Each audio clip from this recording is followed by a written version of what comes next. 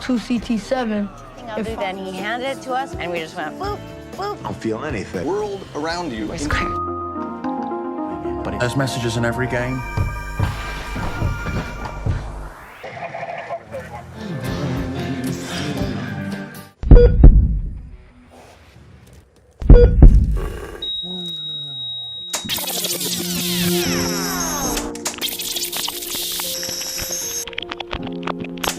Nah, kita sudah lihat gimana narkoba begitu ngerusak hidup penggunanya.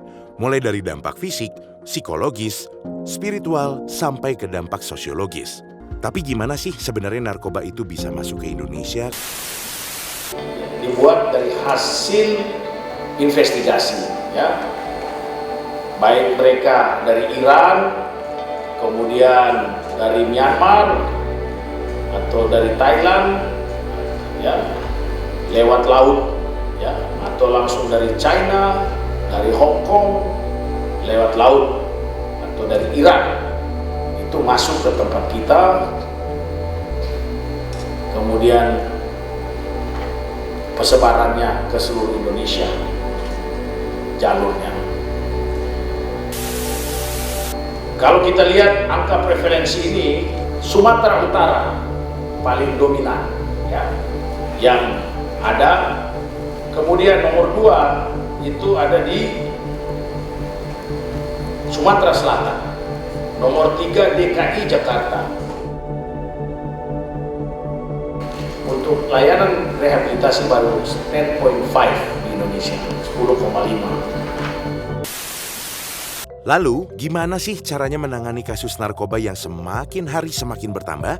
Segala penanganan kasus narkotika dilandasi Undang-Undang Nomor 35 Tahun 2009. Undang-undang ini telah mengatur sanksi-sanksi pidana bagi siapa saja yang melanggar. Bagi orang yang memproduksi atau mengedarkan, tentu sanksi hukumannya lebih berat daripada orang yang menggunakan saja. Khusus untuk pengguna akan ada penanganan khusus, yaitu rehabilitasi. Rehabilitasi adalah serangkaian upaya pemulihan bagi pengguna narkoba yang dilakukan secara berkelanjutan. Yang jadi pertanyaan, susah nggak sih untuk mendapatkan layanan rehabilitasi? Oh, tidak bosku. No. Malah sebaliknya, gampang banget. Langsung datang saja ke klinik BNNP atau BNNK terdekat. Di sana, pengguna narkoba akan dilayani oleh petugas untuk melakukan penerimaan awal supaya bisa diketahui permasalahan dan kebutuhan layanan rehabilitasinya. Apakah perlu rehabilitasi rawat inap atau rawat jalan? Dan satu lagi, program rehabilitasi dari BNN ini gratis loh. Nah, sekarang kita bahas tentang tahapan program rehabilitasinya.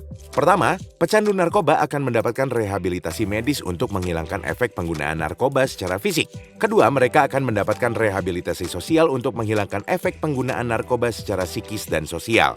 Lalu yang terakhir, pecandu akan mendapatkan program pasca rehabilitasi, yaitu pendampingan untuk kembali ke masyarakat dan pencegahan jika mereka kambuh. BNN juga menjamin kerahasiaan identitas pasien dan tidak akan dipidanakan ketika mengikuti layanan rehabilitasi. Ulah hari uang pokoknya mah. Oke, setelah bahas rehabilitasi, sekarang kita bahas penanganan narkoba melalui regulasi hukum. Hukuman pidana bagi tersangka kasus narkoba tertulis mulai dari pasal 111 sampai pasal 148 di Undang-Undang Narkotika. Pasal 127 menyebutkan setiap penyalahguna narkotika dapat dikenakan sanksi pidana penjara antara 1 sampai 4 tahun. Tapi kalau dia terbukti hanya sebagai korban, dia wajib menjalani rehab medis dan rehab sosial. Khusus bagi orang yang mengedarkan narkotika tanpa izin pihak berwenang, bisa dikenakan sanksi pidana penjara antara 2 sampai 20 tahun, bahkan sampai pidana mati atau penjara seumur hidup. Sesuai Undang-Undang Nomor 35 Tahun 2009, mekanisme dan prosedur penanganan kasus narkotika adalah sebagai berikut. Pertama, tersangka ditangkap beserta barang bukti. Kedua, penyidik menghubungi kejaksaan tentang status barang bukti. Ketiga, barang bukti diserahkan ke lab forensik untuk diteliti. Dan terakhir, pemusnahan dengan cara dibakar habis sampai nggak ada sisa. Mungkin dari kalian ada yang bertanya, kalau narkobanya dibakar, apakah asapnya nggak berbahaya? Kayak orang teler deh gara-gara hasupna. Tenang, pembakaran narkoba dilakukan dengan menggunakan insinerator. Jadi, asap dari hasil pembakarannya akan bersifat netral dan tidak ada lagi kandungan narkobanya. Lalu apakah kasus narkoba hanya bisa ditangani dengan rehabilitasi dan hukum saja? Tentu saja tidak. Mari kita lihat skema kerja dari BNN ini. Narkoba muncul karena adanya permintaan dari masyarakat. Ketika ada permintaan, otomatis akan ada penyediaan. Kalau ini disalahgunakan, akan melahirkan pecandu atau pengedar baru yang akan kembali memunculkan permintaan dan penyediaan. Untuk pecandu akan ditolong dengan rehab, sedangkan pengedar akan diberantas dengan hukum yang berlaku. Tapi lingkaran permintaan dan penyediaan tidak akan berakhir kalau permintaan dari masyarakat selalu ada. So, dibutuhkan penanganan secara komprehensif dan partisipasi dari masyarakat luas. Nggak cukup hanya dari pemerintah dan instansi tertentu. Seperti peribahasa Sunda, kacai jadi salewi, kadarat jadi salogak. Urang teh kudu kompak. Bagaimana masyarakat dapat membantu menangani kasus narkoba ini?